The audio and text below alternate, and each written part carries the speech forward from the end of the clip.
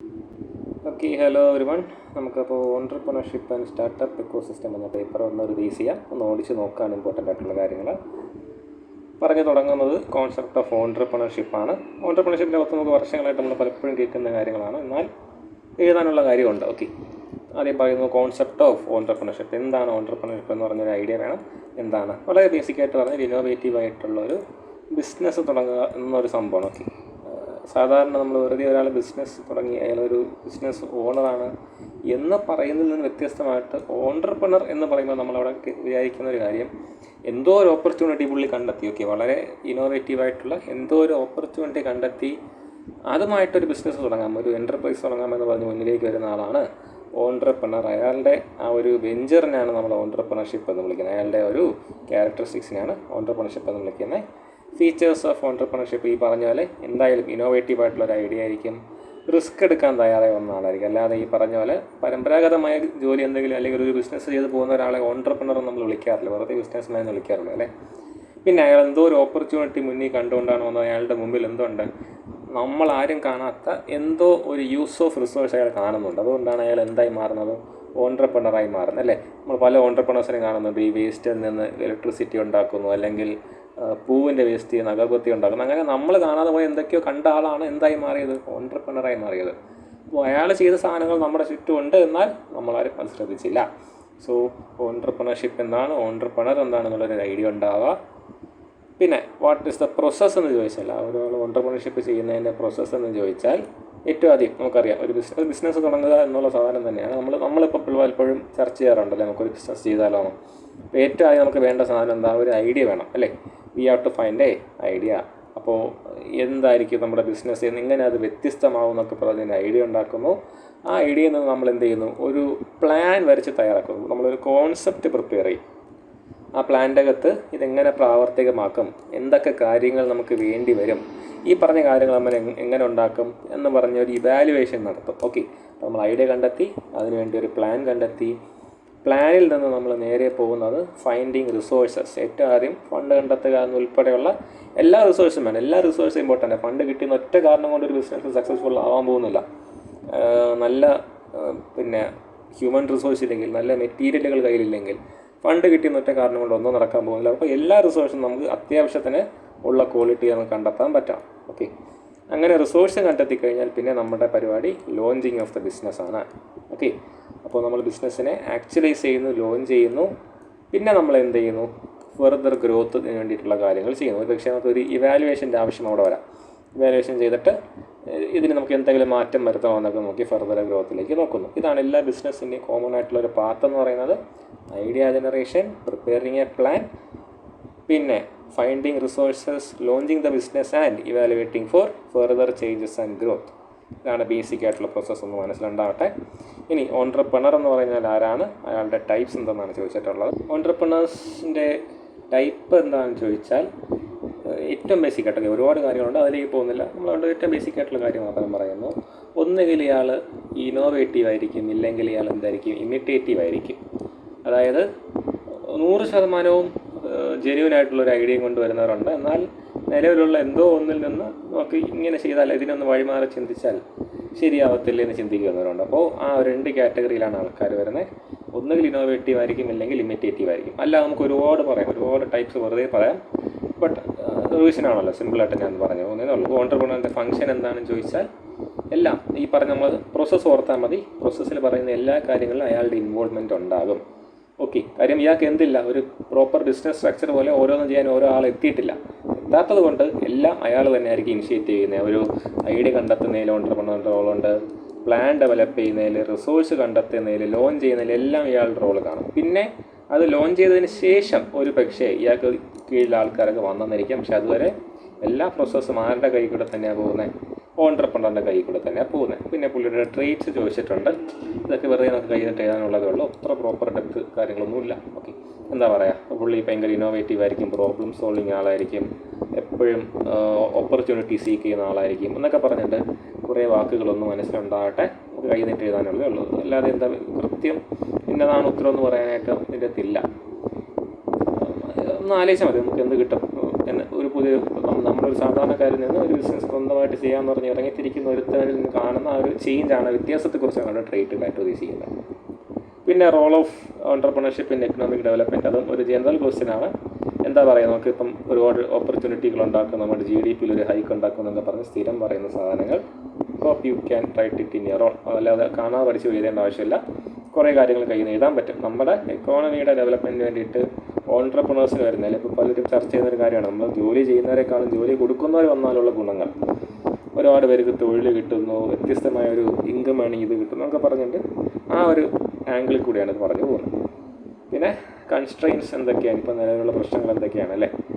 ഒരു ബിസിനസ് തുടങ്ങി വിജയിപ്പിക്കുക എന്ന് പറയുന്നതിൻ്റെ അകത്ത് നല്ല കോമ്പറ്റീഷനുള്ള മാർക്കറ്റാണ് എന്നാണ് ഏറ്റവും വലിയൊരു പ്രശ്നം. പിന്നെ പുതുതായിട്ട് വരുന്നവർക്ക് എക്സ്പീരിയൻസ് കുറവാണ്, അതിൻ്റേതായ പ്രശ്നങ്ങൾ ഉണ്ടാകുന്നുണ്ട്. നല്ല റിസോഴ്സ് കിട്ടാൻ, പ്രത്യേകിച്ച് ഹ്യൂമൻ റിസോഴ്സ് കിട്ടാൻ വലിയ പാടാണ്. പിന്നെ എന്താ പറയുക, ഈ പറഞ്ഞ പോലെ ഫിനാൻഷ്യൽ സപ്പോർട്ടൊക്കെ പറയുമെങ്കിലും കിട്ടാൻ ഒരു അത്യാവശ്യം ബുദ്ധിമുട്ടായിരുന്നു. അങ്ങനെയുള്ള കുറേ പ്രശ്നങ്ങൾ എന്തുണ്ട് ഒരു ഓൺട്രപ്രണർഷിപ്പിൻ്റെ ഗ്രോത്തിനുണ്ട്. ഏറ്റവും വലിയ പ്രശ്നം കോമ്പറ്റീഷൻ തന്നെയാണ്. അത്യാവശ്യം നല്ല കോമ്പറ്റീഷൻ ഉള്ളതാണ് മാർക്കറ്റ് എന്ന് പറയുന്നത് അല്ലേ. അങ്ങനെ ഒരു സംഭവം ഉണ്ട്. പിന്നെ നമ്മുടെ കോമ്പീറ്റൻസീസ്, നമ്മുടെ കഴിവുകൾ ഇമ്പ്രൂവ് ചെയ്യാൻ ഓൺട്രപ്രണർഷിപ്പ് ഡെവലപ്മെൻറ്റ് പ്രോഗ്രാമുകൾ എങ്ങനെ സഹായിക്കും എന്നുള്ളതാണ് ഇവിടെ പറഞ്ഞു പോകുന്നത്. എന്താ പറയുക, കുറേ നമ്മുടെ ചിന്തകളെ മാറ്റിയെടുക്കാൻ നല്ല ഓൺട്രപ്രണർഷിപ്പ് ഡെവലപ്മെൻറ്റ് പ്രോഗ്രാമുകളെ കൊണ്ട് പറ്റും. നല്ലത് ഞാൻ ഊന്നി പറയാനുള്ള കാര്യം, നിങ്ങൾ കണ്ടിട്ടുള്ളത് നല്ലതാണോ എന്ന് എനിക്കറിയത്തില്ല. കാര്യം ഓൺട്രപ്രണർഷിപ്പ് ഡെവലപ്മെൻറ്റ് പ്രോഗ്രാം എന്ന പേരിൽ തട്ടിക്കൂട്ട് പരിപാടികൾ പല കോളേജുകളും നടത്തുന്നുണ്ട്. അതല്ല, യഥാർത്ഥത്തിൽ ആ ഒരു റിയൽ എക്സ്പീരിയൻസ് തരികയും യഥാർത്ഥത്തിൽ ഇങ്ങനെ ഓൺട്രപ്രണറായി കഴിഞ്ഞവരുടെ എക്സ്പീരിയൻസ് കേൾക്കാനുള്ളൊരു അവസരം തരികയൊക്കെ ചെയ്യുന്ന ഓൺട്രപ്രണർഷിപ്പ് ഡെവലപ്മെൻറ്റ് പ്രോഗ്രാമുകളുണ്ട്. അതൊക്കെ സത്യം പറഞ്ഞാൽ ബെനിഫിഷ്യലാണ്. ഇപ്പോൾ നമ്മുടെ കേരള സർക്കാർ സ്റ്റാർട്ടപ്പ് മിഷൻ്റെ കീഴിലൊക്കെ ചെയ്യുന്ന പരിപാടികളുണ്ട്. അതൊക്കെ പക്ക ബെനിഫിഷ്യൽ സാധനങ്ങളാണ്. പക്ഷേ പലരും ഉപയോഗപ്പെടുത്തുന്നില്ല എന്നുള്ളൊരു പ്രശ്നമേ ഉള്ളൂ. അപ്പോൾ അതൊക്കെ ഒന്ന് മനസ്സിലുണ്ടെങ്കിൽ എഴുതാനുള്ളതേ ഉള്ളൂ. അപ്പോൾ ഒരു ജനറൽ ഇൻട്രഡക്ഷനാണ് നമ്മുടെ ഫസ്റ്റ് മൊഡ്യൂളിൽ പറഞ്ഞു പോകുന്നത്. ഓൺട്രപ്രണർഷിപ്പ് എന്താണ്, അതിൻ്റെ ഫംഗ്ഷൻ, റേറ്റ് ഒക്കെ ഉറപ്പായിട്ട് ചോദിക്കാൻ സാധ്യതയുള്ള സംഭവങ്ങളാണ്. ഓക്കെ, അപ്പോൾ അതൊക്കെ ഒന്ന് മനസ്സിലുണ്ടാവട്ടെ. Moving to the second one, analysis of business environment and business plan. Business, ആ ഒരു ഫസ്റ്റ് യൂണിറ്റ് വളരെ ഇമ്പോർട്ടൻ്റ് ആണ് കേട്ടോ. ബിസിനസ് എൻവയൺമെൻറ്റ്, പെസ്റ്റൽ അനാലിസിസ്, സോട്ട് അനാലിസിസ്. എന്താണ് ബിസിനസ് എൻവയൺമെൻറ്റ് എന്ന് ചോദിച്ചാൽ, ബിസിനസ്സിനെ എഫക്റ്റ് ചെയ്യുന്ന ഇൻറ്റേർണൽ ആൻഡ് എക്സ്റ്റേണൽ ഫാക്ടേഴ്സിൻ്റെ ടോട്ടാലിറ്റീനെയാണ് നമ്മൾ എന്തെന്ന് വിളിക്കുന്നത്, ബിസിനസ്സിൻ്റെ എൻവയൺമെൻറ്റ് എന്ന് വിളിക്കുന്നത്. അപ്പോൾ അവിടെ എന്ത് വരാം, ഇൻറ്റേർണൽ ഫാക്ടേഴ്സ് ലൈക്ക് നമ്മുടെ കമ്പനിയിലെ എംപ്ലോയീസ്, നമ്മുടെ ഓണേഴ്സ്, നമ്മുടെ പിന്നെ റിസോഴ്സസ് അവൈലബിൾ, അങ്ങനെയുള്ള കാര്യങ്ങൾ നമ്മൾ ഇൻറ്റേർണലി ബാധിക്കുന്നു. എക്സ്റ്റേണലി ബാധിക്കുന്ന ഈ ഗവൺമെൻറ്റിൻ്റെ തീരുമാനങ്ങൾ അല്ലെങ്കിൽ എക്കോണമിയിലുണ്ടാകുന്ന ചേഞ്ച്, ഈ പറഞ്ഞ ബിസിനസ്സിനെ ബാധിക്കുന്ന എല്ലാ കാര്യങ്ങളുടെയും ടോട്ടാലിറ്റീനെയാണ് ബിസിനസ് എൻവയൺമെൻറ്റ് എന്ന് വിളിക്കുന്നത്. അപ്പോൾ ഇതിൽ ചിലത് ഇപ്പോൾ ഇൻറ്റേർണൽ ഫാക്ടേഴ്സ് നമുക്ക് എന്ത് ചെയ്യാൻ പറ്റും, നമുക്ക് കൺട്രോൾ ചെയ്യാൻ പറ്റും അല്ലേ. നമുക്ക് നമ്മുടെ ബിസിനസ്സിൻ്റെ ഓണേഴ്സ് ആരൊക്കെ ആയിരിക്കണം എന്നുള്ളതും എന്തൊക്കെ നമ്മൾ തീരുമാനങ്ങൾ എടുക്കുന്നത്, എന്തൊക്കെ റിസോഴ്സ് നമ്മുടെ ഉണ്ടാവണമെന്നൊക്കെ നമുക്ക് കൺട്രോൾ ചെയ്യാൻ പറ്റും.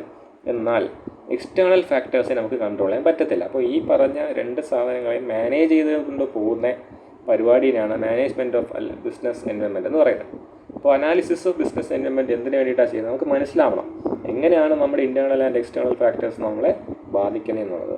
അപ്പോൾ നമ്മുടെ എക്സ്റ്റേണൽ ഫാക്ടേഴ്സ് ഏതൊക്കെയാണ്, അവരെ നമ്മൾ എങ്ങനെയൊക്കെ ബാധിക്കുന്നു എന്ന് മനസ്സിലാക്കുന്ന ഒരു സ്റ്റഡിയാണ് പെസ്റ്റൽ അനാലിസിസ്. എന്താണ് എക്സ്റ്റേണൽ ഫാക്ടേഴ്സ്, നമുക്ക് കൺട്രോൾ ചെയ്യാൻ പറ്റാത്ത എന്നാൽ ബിസിനസ്സിനെ ബാധിക്കുന്ന കുറേ കാര്യങ്ങളുണ്ട്. ആ പറഞ്ഞ കാര്യങ്ങളെ എങ്ങനെ നമുക്ക് പിന്നെ അറിയാം, അതിന് നമുക്ക് എന്തൊക്കെ ചേഞ്ച് നമ്മളെ ബാധിക്കുന്നു എന്ന് മനസ്സിലാക്കുന്നതാണ് നമ്മുടെ പെസ്റ്റൽ അനാലിസിസ് എന്ന് പറയുന്നത്. ഇത് ഒരു ഷോർട്ട് ഫോം ആണ് കേട്ടോ, അക്രോണിം എന്ന് പറയും. പെസ്റ്റിൽ നിന്ന് ഒരുമിച്ച് വായിക്കുന്നത് അക്രോണിം എന്ന് പറയും. First word P stands for political.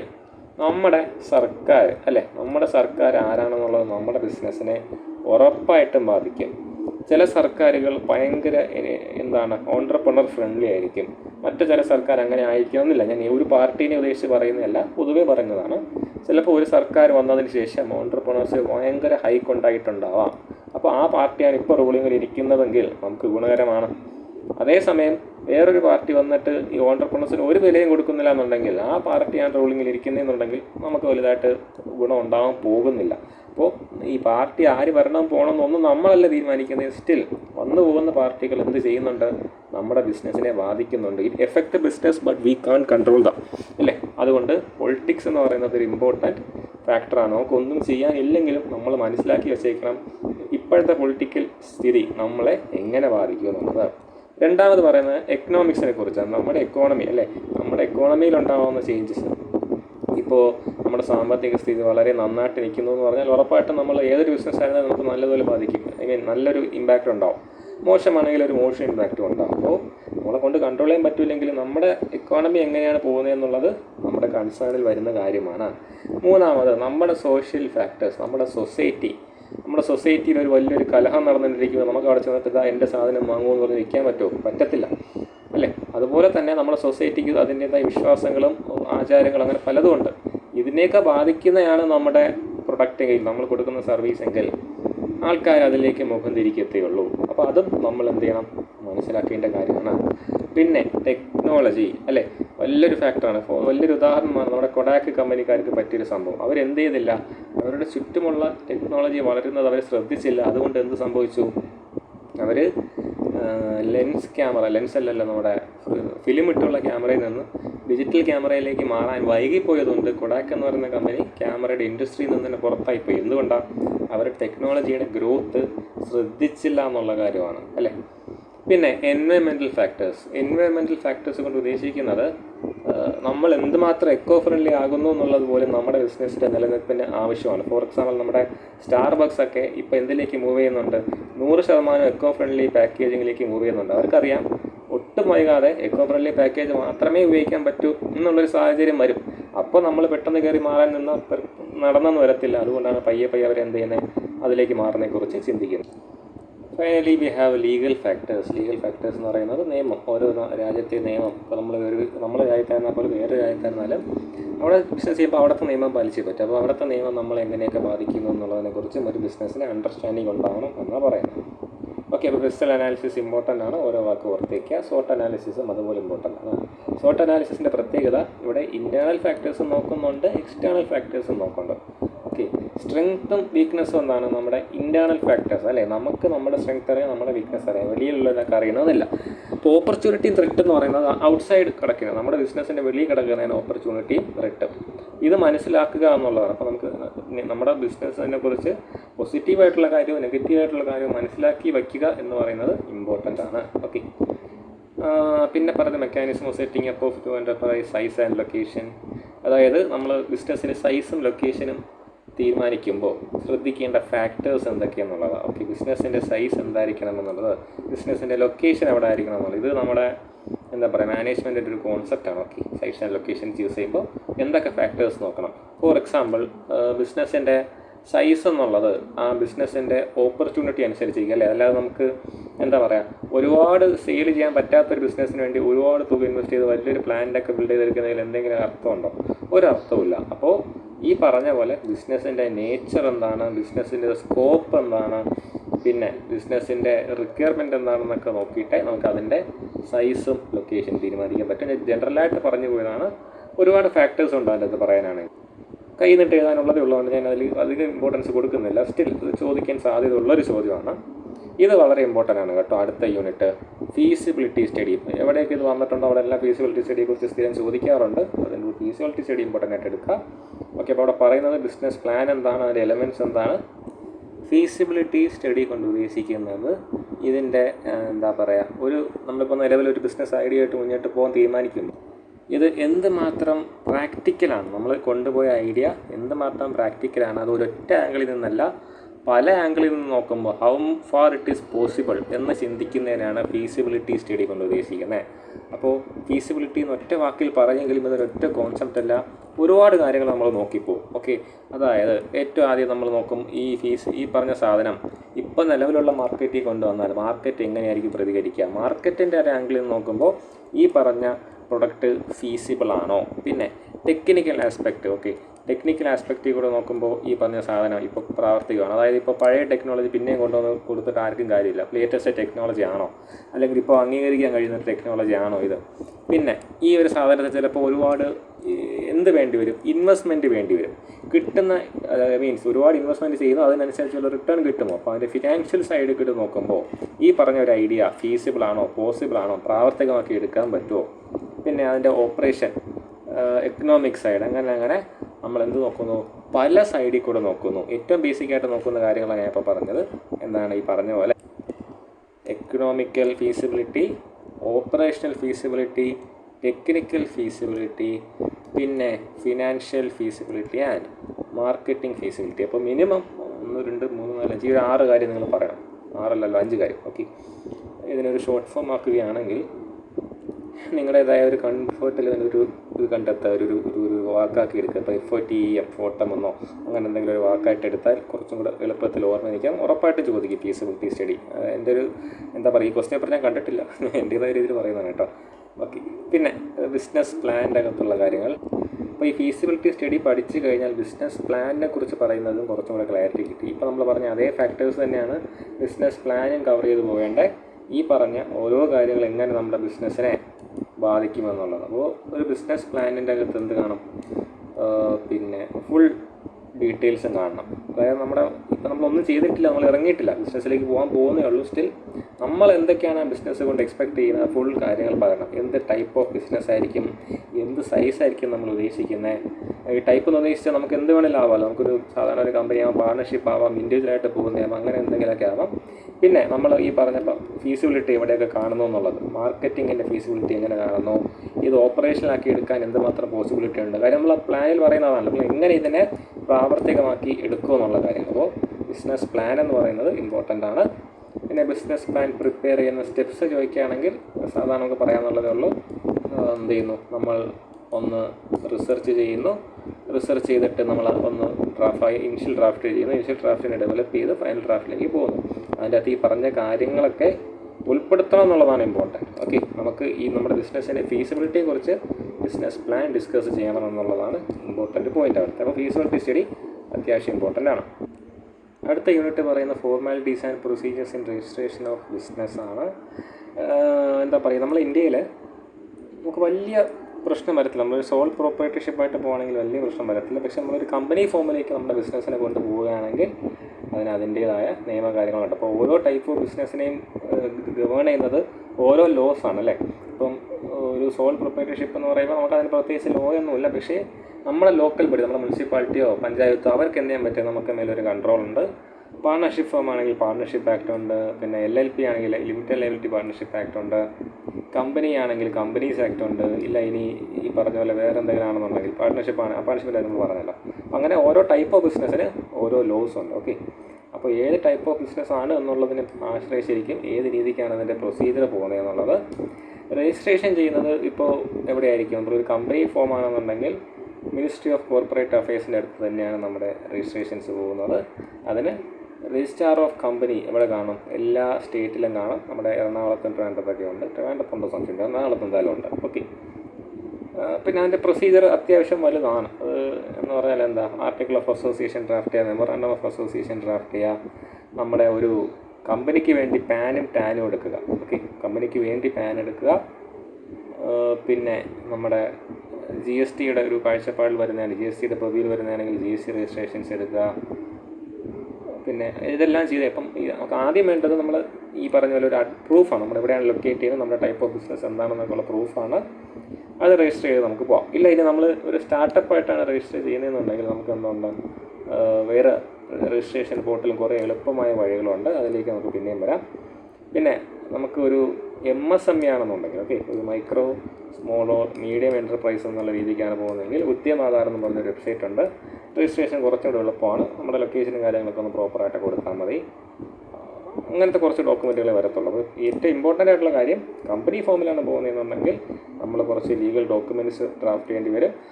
Article of association, memorandum of association പോലുള്ള ലീഗൽ ഡ്രാഫ്റ്റുകൾ ലീഗൽ ഡോക്യുമെൻറ്റുകൾ ഡ്രാഫ്റ്റ് ചെയ്യേണ്ടി വരും. പിന്നെ ഇൻകോർപ്പറേഷന് സർട്ടിഫിക്കറ്റ് ഓഫ് ഇൻകോർപ്പറേഷൻ എടുക്കേണ്ടി വരും. ഇത് ഇൻകോർപ്പറേഷൻ എവിടെ ചെയ്യണം, രജിസ്ട്രാർ ഓഫ് കമ്പനീസിന് ചെയ്യേണ്ടി വരും. അതിന് ശേഷമേ നമുക്ക് നമ്മുടെ പ്രവർത്തനം ആരംഭിക്കാൻ പറ്റും. അപ്പോൾ ഒരു കമ്പനിയായി രജിസ്റ്റർ ചെയ്ത് തുടങ്ങിക്കഴിഞ്ഞാൽ പിന്നെ ഒരുപാട് നിയമങ്ങൾ നമ്മൾ ജഡ്ജ് ചെയ്യും, നമ്മൾ എങ്ങനെയാണ് നമ്മുടെ കമ്പനി നടത്തിക്കൊണ്ട് പോകുന്നതെന്നുള്ള. ഓക്കെ, ഇപ്പോൾ ഫോർ എക്സാമ്പിൾ നമ്മളൊരു ഫുഡ് ഇൻഡസ്ട്രി, ഫുഡ് ബേസ്ഡ് ആണ് ചെയ്യുന്നതെന്നുണ്ടെങ്കിൽ നമുക്ക് അവിടെ ഏത് നിയമം വരും, ഫസായിയുടെ നിയമം വരും അല്ലേ. Food safety and security authority of India നമ്മുടെ മേൽ കൺട്രോളിൽ വരും. ഇനി ഏത് ടൈപ്പ് ഓഫ് ബിസിനസ് ആയിരുന്നാലും ലേബർ ലോസ് ഉണ്ടല്ലേ, നമ്മളെ കീഴിൽ ജോലി ചെയ്യുന്ന ആൾക്കാരെ നമ്മൾ എങ്ങനെ ഹാൻഡിൽ ചെയ്യണമെന്ന് പറയാൻ ലേബർ ലോസ് ഉണ്ട് നമ്മുടെ കൺട്രിയിൽ. അങ്ങനെയുള്ള കാര്യങ്ങൾ, ഇപ്പോൾ നമുക്ക് ഇൻകം ടാക്സ് അടയ്ക്കുന്ന കാര്യം, ഇൻകം ടാക്സ് വരും, GSTയുടെ ലോസ്. അങ്ങനെ ഒരു ബിസിനസ് രജിസ്റ്റർ ചെയ്ത് റൺ ചെയ്ത് കഴിഞ്ഞാൽ ഏതൊക്കെ നിയമങ്ങൾ ബാധിക്കും എന്നുള്ളതാണ് ചോദിക്കുന്നത്. ഒരുവിധം നമുക്ക് കഴിയുന്ന എഴുതാം. പിന്നെ പ്രോജക്റ്റ് റിപ്പോർട്ട് പറയുന്നുണ്ട്. ഓക്കെ, പ്രോജക്റ്റ് റിപ്പോർട്ട് എന്ന് പറയുന്നത് എന്തിനു വേണ്ടിയിട്ടാണ് ചെയ്യുന്നതെന്നറിയോ? പ്രോജക്റ്റ് റിപ്പോർട്ട് എന്ന് പറയുന്നത് ഏതാണ്ട് നമ്മുടെ ബിസിനസ്സിൻ്റെ പ്ലാൻ തന്നെയാണ്. എന്താണ് വ്യത്യാസം വരുന്നത്?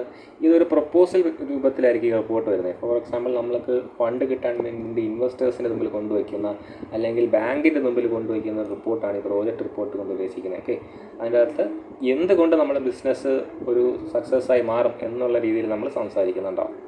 അതാണ് എൻ്റെ ഒരു ബേസിക് ഐഡിയ എന്ന് പറയുന്നത്. അപ്പോൾ ഇതൊക്കെ ബേസിക്കായിട്ട് ബിസിനസ്സിനെ കുറിച്ച് പറയുന്ന കാര്യങ്ങൾ നമ്മൾ മനസ്സിലുണ്ടാവട്ടെ. ഫസ്റ്റ് 2 മൊഡ്യൂളിൽ ഇമ്പോർട്ടൻ്റ് ആയിട്ടുള്ള കാര്യം ചോദിക്കുകയാണെങ്കിൽ ഇവിടെ ഈ ടൈപ്സ് ഓഫ് ഓൺട്രപ്രണേഴ്സ്, ട്രേറ്റ് പോലുള്ള കാര്യങ്ങൾ, പിന്നെ ഈ ജനറൽ ക്വസ്റ്റ്യനൊക്കെ ഇമ്പോർട്ടൻ്റ് ആണ്. ഇവിടെ ഈ പെസ്റ്റൽ അനാലിസിസ്, സോട്ട് അനാലിസിസ് ഒക്കെ ഇമ്പോർട്ടൻ്റ് ആണ്.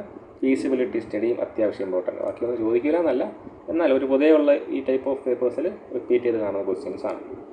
ഇനി വരുന്നു സ്റ്റാർട്ടപ്പ് എന്ന് പറയുന്ന കോൺസെപ്റ്റാണ്. അപ്പോൾ നമ്മൾ ഓൺട്രപ്രണർഷിപ്പ് ആൻഡ് സ്റ്റാർട്ടപ്പ് എന്ന് പറഞ്ഞുകൊണ്ട് ഓൺട്രപ്രണർഷിപ്പിനെ കുറിച്ച് സംസാരിച്ചു.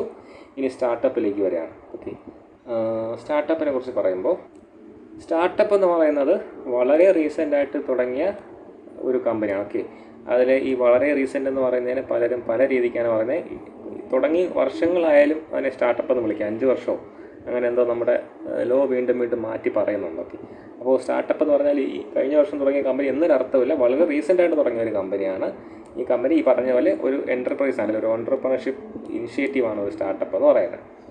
എന്താണ് ഇതിൻ്റെ മെയിൻ ഫീച്ചേഴ്സ് എന്ന് ചോദിച്ചാൽ എന്താ പറയുക, ഈ പറഞ്ഞ പോലെ ഈ ഓൺട്രപ്രണർഷിപ്പിനെ കുറിച്ച് പറഞ്ഞ കാര്യങ്ങൾ തന്നെയാണ്. ഇന്നോവേഷനാണ്, നല്ലൊരു ഫ്യൂച്ചർ ഗ്രോത്ത് കാണുന്നുണ്ട്. കാര്യം സ്റ്റാർട്ടപ്പ് എപ്പോഴും ഈ സ്റ്റെപ്പ് ബൈ സ്റ്റെപ്പ് ഫണ്ടിങ്ങിലൂടെയാണ് പോകുന്നത്, അല്ലേ? നമ്മൾ സാധാരണ കാണുന്ന പോലെ ഇൻവെസ്റ്റ്മെൻറ്റ് നടത്തി അങ്ങനെയല്ല പോകുന്നത്. ഇനിഷ്യൽ ഒരു ഫണ്ടിങ് കാണും, അതിനെക്കുറിച്ച് ഇവിടെ സംസാരിക്കുന്നുണ്ട്. പിന്നീട് ഒരു സ്റ്റേജിലേക്ക് പോകും. അങ്ങനെ ഓരോ സ്റ്റേജ് ബൈ സ്റ്റേജാണ് നമ്മൾ അതിൻ്റെ ഗ്രോത്ത് കണ്ടുപോകുന്നത്. അപ്പോൾ ഓരോ ഗ്രോത്ത് അനുസരിച്ചാണ് അതിൻ്റെ ഫണ്ടിങ് വരുന്നത്. അതുകൊണ്ട് തന്നെ ഇതിന് ഗ്രോത്ത് ഓപ്പർച്യൂണിറ്റി വളരെ കൂടുതലാണ്. അങ്ങനെ കണ്ടുകൊണ്ടായിരിക്കും ഈ സ്റ്റാർട്ടപ്പ് ബിസിനസ്സുകൾ വരുന്നത്. അല്ലാതെ വേണമെങ്കിൽ രക്ഷപ്പെടില്ല എന്ന് പറഞ്ഞ ഒരു കമ്പനി വരുന്നില്ല, പലത് രക്ഷപ്പെടുന്നില്ല, അത് വേറെ കാര്യം. സ്റ്റിൽ ഓക്കെ, അപ്പോൾ അതാണ് എൻ്റെ ഒരു കോർ കോൺസെപ്റ്റ്. അതാണ് ഗ്രോത്ത് ഉണ്ടാവണം, സ്കെയിലബിലിറ്റി ഉണ്ടാവണം, സ്കെയിൽ ചെയ്യാൻ പറ്റണം ഈ ബിസിനസ്സിനെ. ഓക്കെ, പിന്നെ ടൈപ്സ് ഓഫ് സ്റ്റാർട്ടപ്പ് ചോദിക്കുകയാണെങ്കിൽ ഒരു സാധാരണ നമ്മൾ ഈ പറഞ്ഞ പോലെ ഒരു സ്റ്റാർട്ടപ്പിനെ എന്ത് ടൈപ്പ് ഓഫ് പ്രൊഡക്റ്റാണ് അവർ ഡീൽ ചെയ്യുന്നത് എന്നുള്ള രീതിക്ക് പല ടൈപ്സ് പറയുന്നുണ്ട്. ഫോർ എക്സാമ്പിൾ, ലൈഫ് സ്റ്റൈൽ പ്രൊഡക്റ്റുകൾ ഡീൽ ചെയ്യുന്നത്, ലൈഫ് സ്റ്റൈലിനെ നമ്മൾ ഒരു ഇതാക്കി മാറ്റുന്ന, ഒരു ബിസിനസ് ഓപ്പർച്യൂണിറ്റി ആക്കി മാറ്റുന്ന സ്റ്റാർട്ടപ്പുകളുണ്ട്. ഇല്ലെങ്കിൽ എന്താ പറയുക, ഈ പറഞ്ഞ പോലെ FMCGകൾ, ബയ്യബിൾ പ്രൊഡക്റ്റുകളെ വെച്ച് മുന്നോട്ട് പോകുന്ന സ്റ്റാർട്ടപ്പുകളുണ്ട്. പിന്നെ സോഷ്യൽ സ്റ്റാർട്ടപ്പുകളുണ്ട്, അല്ലേ? ഈ സൊസൈറ്റിയിൽ ഉണ്ടാകുന്ന ഇഷ്യൂസിനെ ഓവർകം ചെയ്യാൻ സഹായിക്കുന്ന രീതിയിൽ വരുന്ന സ്റ്റാർട്ടപ്പുകളുണ്ട്. അങ്ങനെ പല ടൈപ്സ് ഓഫ് സ്റ്റാർട്ടപ്പുകളുണ്ട്. വളരെ ഇമ്പോർട്ടൻറ്റ് അടുത്ത 2 കാര്യങ്ങൾ വളരെ ഇമ്പോർട്ടൻ്റ് ആണ്. ഒന്നാമത്തത് ലൈഫ് സൈക്കിൾ ഓഫ് സ്റ്റാർട്ടപ്പ്. ചോദിക്കാൻ ഒരുപാട് സാധ്യതയുള്ള സാധനമാണ് കേട്ടോ. ലൈഫ് സൈക്കിൾ കൊണ്ട് ഉദ്ദേശിക്കുന്നത് എന്താണ്? അതിൻ്റെ സ്റ്റേജസ് ആണ്. അവർ പറഞ്ഞു പോകുന്ന ഈ സ്റ്റേജസ് തന്നെയാണ്. ഒരു ഐഡിയ സ്റ്റേജ് ഉണ്ടാവും. ഏറ്റവും ആദ്യം നമ്മളതിനെ എന്ത് ചെയ്യുന്നു? ബിസിനസ്സിൻ്റെ ഐഡിയ നമ്മൾ ഡെവലപ്പ് ചെയ്ത് കൊണ്ടുവരുന്നു. ആ ഐഡിയനെ നമ്മൾ എക്സ്പേർട്ടുകളുടെ സഹായത്തോടു കൂടി വാലിഡേറ്റ് ചെയ്യുന്നു. നമ്മളതിനെ ഒന്ന് ഇനിഷ്യേറ്റ് ചെയ്തിട്ട് അതിന് ഗ്രോത്ത് ഉണ്ടാകുന്നു. ഗ്രോത്തിന് ശേഷം എക്സിറ്റ് ചെയ്യുന്നൊരവസ്ഥ ഉണ്ടാകും. എക്സിറ്റ് എന്നുകൊണ്ട് ഉദ്ദേശിക്കുന്നത് ഈ ബിസിനസ് നിർത്തിപ്പോകുന്നു എന്ന് നമുക്ക് 100% പറയാൻ പറ്റത്തില്ല. At least some of the investors will exit, അല്ലെങ്കിൽ ചിലപ്പോൾ ഇതിൻ്റെ മെയിൻ ഫൗണ്ടേഴ്സ് തന്നെ എന്ത് ചെയ്തിട്ടുണ്ടാകും, ഈ ബിസിനസ്സിൽ നിന്നൊന്ന് എക്സിറ്റ് ചെയ്തിട്ടുണ്ടാകും. എന്തിനാണ് എക്സിറ്റ് ചെയ്യുന്നതെന്ന് ചോദിച്ചാൽ, ഇനി അവിടെ നമുക്കൊരു ഗ്രോത്തിന് ഓപ്പർച്യൂണിറ്റി കാണുന്നില്ല, അതൊന്ന് സ്റ്റാഗ്നൻ്റ് ആയിട്ട് പോകും. ഇതിൻ്റെ വലിയൊരു ഉദാഹരണമാണ് നമ്മുടെ ഓപ്പൺ എ എന്ന് കേട്ടിട്ടുണ്ടാകും. നമ്മുടെ ChatGPTൻ്റെ മദർ കമ്പനിയാണ് ഓപ്പൺ എ എന്ന് പറയുന്നത്. ഓക്കെ, ഈ ഓപ്പൺ എയുടെ മേജർ ഇൻവെസ്റ്ററിൽ ഒരാളായിരുന്നു വാരൻ ബഫറ്റ് എന്ന് പറയുന്നത്. ഓക്കെ, ഈ വാരൻ ബഫറ്റ് എന്ത് ചെയ്തു? ഈ ബിസിനസ്സിന് ഹ്യൂജ് ഇൻവെസ്റ്റ്മെൻറ്റ് നടത്തി. വളരെ റീസെൻ്റായിട്ട് അവർ എത്ര ഇൻവെസ്റ്റ്മെൻറ്റ് നടത്തിയോ അതിൻ്റെ 4000 ഇരട്ടി, 4000% പ്രോഫിറ്റോട് കൂടി അവരെന്ത് ചെയ്തു? ആ ഓപ്പൺ എ കമ്പനിയിൽ നിന്ന് എക്സിറ്റ് അടിച്ചു. കാര്യം അവർക്ക് മനസ്സിലായി ഇനി എന്തില്ല, ഈ കമ്പനിക്ക് ഒരു ഗ്രോത്ത് ഇല്ല. കാര്യം അവർ ഓപ്പൺ ചെയ്യുന്ന കമ്പനി കയറി വന്നപ്പോൾ നമ്മുടെ AI എന്ന് പറയുന്ന മാർക്കറ്റ് വളരെ ശൂന്യമായിരുന്നു, കോമ്പറ്റീഷൻ ഇല്ലായിരുന്നു. ഇപ്പം അങ്ങനെയല്ല, തൊട്ട് AI കമ്പനികളാണ്. അതുകൊണ്ട് ഓപ്പൺ എയിനെ തന്നെ ആശ്രയിക്കേണ്ട ആവശ്യം കസ്റ്റമേഴ്സിന് ഇല്ലാത്തൊരവസ്ഥയാണ്. അപ്പോൾ എന്തായി, നമ്മുടെ മാർക്കറ്റ് ആ ഒരു കോൺസെപ്റ്റിനെ നോർമലൈസ് ചെയ്തു. ഒരുപാട് എണ്ണത്തിൽ ഒരാളെ ഈ ഓപ്പൺ എ മാറി. അപ്പം നമ്മുടെ ഇൻവെസ്റ്ററായ വാരൻ ബഫറ്റ് എന്ത് തീരുമാനിച്ചു? You can exit from the business. അങ്ങനെ അവർ എക്സിറ്റ് ചെയ്ത് പോയി. അത് ആ ബിസിനസ്സിൻ്റെ ലൈഫ് സ്റ്റൈലിലൊരു പാർട്ടാണ്. ഇനി അവർ എന്ത് ചെയ്യണം? ഇനി അവർക്കൊരു ചേഞ്ച് ഉണ്ടാവണമെങ്കിൽ അവർ ഇവാലുവേറ്റ് ചെയ്ത് പുതിയ ഗ്രോത്ത് ഓപ്പർച്യൂണിറ്റീസ് കണ്ടെത്തണം. എന്നാലേ പിന്നെ ഒരു അപ്പറൻ്റ് ഒരു ഹയർ ഒരു സാധനം അവർക്ക് കിട്ടത്തുള്ളൂ. ഓക്കെ, ഇങ്ങനെയാണ് ഒരു ബിസിനസ്സിൻ്റെ, ഒരു സ്റ്റാർട്ടപ്പിൻ്റെ ലൈഫ് സൈക്കിൾ പോകുന്നത്. വളരെ ഇമ്പോർട്ടൻ്റ് ആണ്.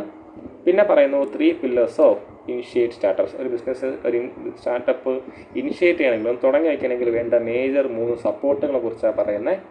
ഫസ്റ്റ് പറയുന്നത് ഹാൻഡ് ഹോൾഡിങ് അഥവാ മെൻറ്റർഷിപ്പ് എന്ന് പറയും അല്ലേ. ഇവർക്ക് പ്രോപ്പറായിട്ടുള്ളൊരു മെൻറ്റർ കാണും. നമ്മുടെ ഒരു സിനിമയുണ്ട്, എന്തായിരുന്നു അതിൻ്റെ പേര്, ലേഡീസ് ആൻഡ് ജെന്റിൽമെൻ എന്നൊരു മോഹൻലാലിൻ്റെ സിനിമയുണ്ട്. അതിൽ മോഹൻലാലിൻ്റെ റോളിനാണ് ഈ മെൻറ്റർഷിപ്പ് എന്നുകൊണ്ട് ഉദ്ദേശിക്കുന്നത്. ഒരാൾ മെൻറ്ററായിട്ട് നിൽക്കുന്നു. ഫണ്ടിങ് ഉറപ്പായിട്ടും വേണം. ഇൻക്യുബേഷൻ വേണം. ഇൻക്യുബേഷൻ കൊണ്ട് ഉദ്ദേശിക്കുന്നത് എന്താ പറയുക, നമുക്ക് ഒരു ഇൻ ഹൗസ് ട്രെയിനിങ് പോലെയാണ്. ഈ പറഞ്ഞ ഓരോ കാര്യങ്ങൾ ചെയ്യാൻ പോകുമ്പോൾ നമുക്ക് എന്ത് ചെയ്യും, ഒരു ട്രെയിനിങ്ങും സപ്പോർട്ടും തരുന്ന ഒരു സിസ്റ്റമാണ് ഇൻക്യുബേഷൻ എന്ന് പറയുന്നത്. അപ്പോൾ എല്ലാ സ്റ്റാർട്ടപ്പുകൾക്കും തുടക്കത്തിൽ വേണ്ട 3 മേജർ പില്ലേഴ്സാണ്. ഇതിങ്ങനെ തന്നെ ചോദിക്കാം, അതുകൊണ്ട് അങ്ങനെ തന്നെ ഓർത്ത് വെച്ചേക്കുക. ഹാൻഡ് ഹോൾഡിങ് അഥവാ മെൻറ്റർഷിപ്പ്, ഫണ്ടിങ്, പിന്നെ ഇൻക്യുബേഷൻ. ഇതൊക്കെ ഒരു ബേസിക് ആയിട്ടുള്ള കാര്യങ്ങളാണ്. ആ ഒരു ഇനിഷ്യൽ സ്റ്റേജിലെ കാര്യം പറയുന്നത്. ഐഡിയ ക്രിയേറ്റ് ചെയ്യുന്നു, അതിന് ഡിസൈൻ കൊടുക്കുന്നു, ബ്രെയിൻ സ്റ്റോമിങ് ചെയ്യുന്നു, കോൺസെപ്റ്റ് ഡെവലപ്പ് ചെയ്യുന്നു, പിന്നെ അതിനെ ടെസ്റ്റ് ചെയ്ത് പ്രോട്ടോടൈപ്പിംഗ് ചെയ്യുന്നു. പ്രോട്ടോടൈപ്പിംഗ് ഇൻ ദ സെൻസ് അതിനൊരു ചെറിയൊരു വർക്കിംഗ് മോഡൽ ക്രിയേറ്റ് ചെയ്യുന്നു. എന്നിട്ട് അതിൻ്റെ ഈ പറഞ്ഞ പോലെ ഫീസിബിലിറ്റി നോക്കുന്നു, എന്തുമാത്രം ഇത് പ്രാവർത്തികമാവുമെന്ന് അറിയാവുന്നവർക്ക് കാണിച്ച് ചോദിക്കുന്നു. അപ്പോൾ അത് ഒരു ബേസിക് ഐഡിയ ആണ്. ഒരു സ്റ്റാർട്ടിങ് സ്റ്റേജിലുള്ള സ്റ്റാർട്ടപ്പിൻ്റെ ഒരു ബേസിക് ഐഡിയ ആണ്. ഇമ്പോർട്ടൻ്റ് ആണെന്ന് ചോദിച്ചാൽ ഓഫ് കോഴ്സ് ഇമ്പോർട്ടൻ്റ് ആണ്. പിന്നെ പറയുന്നത് MSME നമ്മൾ പറഞ്ഞല്ലോ, എന്തായിരുന്നു, micro small and medium enterprises ആണ്. ഈ സ്റ്റാർട്ടപ്പ് എന്ന് പറയുന്ന കാറ്റഗറി ഉറപ്പായിട്ട് നമുക്ക് MSMEകൾ ഉൾപ്പെടുത്താം. നേരെ തിരിച്ചും പറയാം, സ്റ്റാർട്ടപ്പുകൾ MSMEകളാണെന്നും പറയാം according to the size. Okay, ഇപ്പോൾ MSME പറയുന്നത് ഇൻവെസ്റ്റ്മെൻറ്റിൻ്റെ സൈസ് വെച്ചിട്ടാണ്. അപ്പോൾ മിക്ക സ്റ്റാർട്ടപ്പുകൾ എന്തായിരിക്കും ഈ പറഞ്ഞ MSME കാറ്റഗറി. ഇപ്പം സ്റ്റാർട്ടപ്പ് എന്നല്ല, വലിയ വലിയ കമ്പനികൾ പോലെ MSMEയുടെ കാറ്റഗറി പെടും. കാര്യം ഇപ്പോൾ MSMEയുടെ ലിമിറ്റ് എന്ന് പറഞ്ഞാൽ വളരെ വലുതായിരുന്നു, ഇൻവെസ്റ്റ്മെൻറ്റ് ലിമിറ്റ് വളരെ വലുതാണ്. അപ്പോൾ ഒരുവിധം എല്ലാ കമ്പനികളും ഇവിടെ വരും, MSMEക്കകത്ത് വരും. അപ്പോൾ MSMEക്ക് കിട്ടുന്ന സപ്പോർട്ടുകൾ ആർക്കും കിട്ടും, സ്റ്റാർട്ടപ്പുകളും കിട്ടും. നമുക്ക് MSMEക്ക് വേണ്ടി ഒരു മിനിസ്ട്രി ഉണ്ട്, അവർ ഒരുപാട് ഇനിഷ്യേറ്റീവ്സ് എടുക്കുന്നുണ്ട്. ഓക്കെ, ഒരുപാട് സ്കീമുകൾ കൊണ്ടുവരുന്നുണ്ട്. MSMEക്ക് വരുന്ന സ്കീമുകളെല്ലാം ആർക്കും സപ്പോർട്ടബിളായിട്ട് വരും, സ്റ്റാർട്ടപ്പുകൾക്കും സപ്പോർട്ടായിട്ട് വരും. അടുത്ത ചാപ്റ്റർ ഇമ്പോർട്ടൻ്റ് ആണോ എന്ന് ചോദിച്ചാൽ ഉറപ്പായിട്ടും ഇമ്പോർട്ടൻ്റ് ആണ്.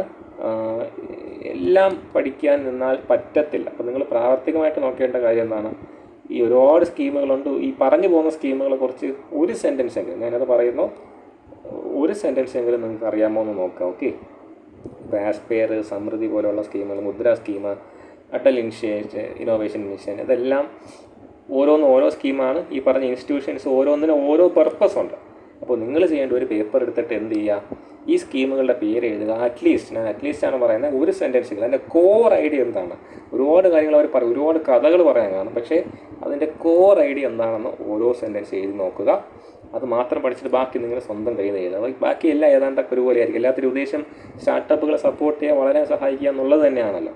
ഓക്കെ, പക്ഷേ എന്താണ് ഈ പറഞ്ഞ പോലെ പിന്നെ മേജർ ഐഡിയ മാത്രം ഒരു വ്യത്യാസം ഉണ്ടാവും. ആ മേജർ ഐഡിയയിലെ ചേഞ്ച് എന്താണ് എന്ന് മാത്രം ഒന്ന് മനസ്സിലാക്കുക. അതൊന്ന് നോക്കുകയാണെങ്കിൽ ഇപ്പം ഖാദി അതിൻ്റെ വില്ലേജ് ഇൻഡസ്ട്രി കമ്മീഷൻ എന്ന് പറയുന്നത് എന്തിനെ സപ്പോർട്ട് ചെയ്യുന്നതായിരിക്കും, ഒരു village based small scale industry support ചെയ്യുന്നതായിരിക്കും. അല്ലാതെ അത് ഈ പറഞ്ഞ പോലെ വലിയൊരു ടെക്നിക്കൽ ഇൻവെസ്റ്റ്മെൻ്റ് ഉള്ള സാധനത്തിന് സപ്പോർട്ട് ചെയ്യുന്നതായിരിക്കത്തില്ല.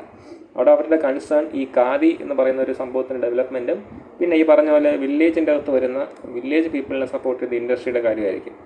ഓക്കെ, അതുപോലെ ഇപ്പോൾ എന്ത് പറയാനാണ്, ഇപ്പം small industries development bank of India എന്ന് പറയുന്ന പേരിൽ തന്നെ പറയുന്നുണ്ട്, അവരുടെ കൺസേൺ ആരെക്കുറിച്ചാണ്, സ്മോൾ ഇൻഡസ്ട്രികളെ കുറിച്ചാണ് അല്ലേ. അപ്പോൾ അവിടെ അവരെന്ത് ചെയ്യുന്നു, അവർക്ക് എന്താണ് അവരെ യുണീക്ക് ആക്കുന്നത് എന്നുള്ളത് ഒന്ന് നോക്കുക. എല്ലാം പഠിക്കാൻ ഞാൻ പറയുന്നില്ല, പക്ഷേ എല്ലാത്തിനെ കുറിച്ചും ഒരു സെൻറ്റൻസ് നോക്കി വെച്ചേക്കുക, ആവശ്യം വരാം.